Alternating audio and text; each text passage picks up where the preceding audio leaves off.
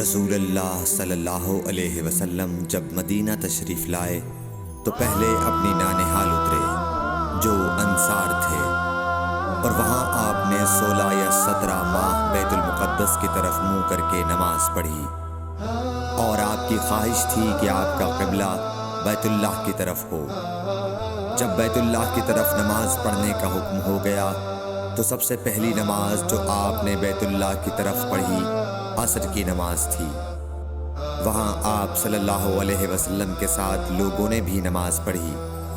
پھر آپ کے ساتھ نماز پڑھنے والوں سے ایک آدمی نکلا اور اس کا مسجد بنی حارثہ کی طرف گزر ہوا تو وہ لوگ رکوع میں تھے۔ وہ بولا کہ میں اللہ کی گواہی دیتا ہوں کہ میں نے رسول اللہ صلی اللہ علیہ وسلم کے ساتھ مکے کی طرف منہ کر کے نماز پڑھی ہے۔ یہ سن کر وہ لوگ اسی حال میں بیت اللہ کی طرف گھوم گئے، اور جب رسول اللہ صلی اللہ علیہ وسلم بیت المقدس کی طرف منہ کر کے نماز پڑھا کرتے تھے، یہودی اور عیسائی خوش ہوتے تھے۔ مگر جب آپ نے بیت اللہ کی طرف منہ پھیر لیا تو انہیں یہ امر ناگوار ہوا۔ زہیر ایک راوی کہتے ہیں کہ ہم سے ابو اسحاق نے برا سے یہ حدیث بھی نقل کی ہے کہ قبلہ کی تبدیلی سے پہلے کچھ مسلمان انتقال کر چکے تھے، تو ہمیں یہ معلوم نہ ہو سکا کہ ان کی نمازوں کے بارے میں کیا کہیں۔ تب اللہ نے یہ آیت نازل کی، وَمَا كَانَ اللَّهُ لِيُضِيعَ إِيمَانَكُمْ، سورہ بقرہ آیت نمبر 143، صحیح بخاری حدیث نمبر 40۔ حضور اکرم صلی اللہ علیہ وآلہ وسلم نے ارشاد فرمایا کہ جب ایک بندہ مسلمان ہو جائے اور اس کا اسلام عمدہ ہو، یقین و خلوص کے ساتھ ہو، تو اللہ اس کے گناہ کو جو اس نے اس اسلام لانے سے پہلے کیا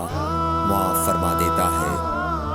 اور اب اس کے بعد کے لیے بدلہ شروع ہو جاتا ہے، یعنی ایک نیکی کے عوض 10 گناہ سے لے کر 700 گناہ تک ثواب، اور ایک برائی کا اسی برائی کے مطابق بدلہ دیا جاتا ہے، مگر یہ کہ اللہ تعالیٰ اس برائی سے بھی درگزر کرے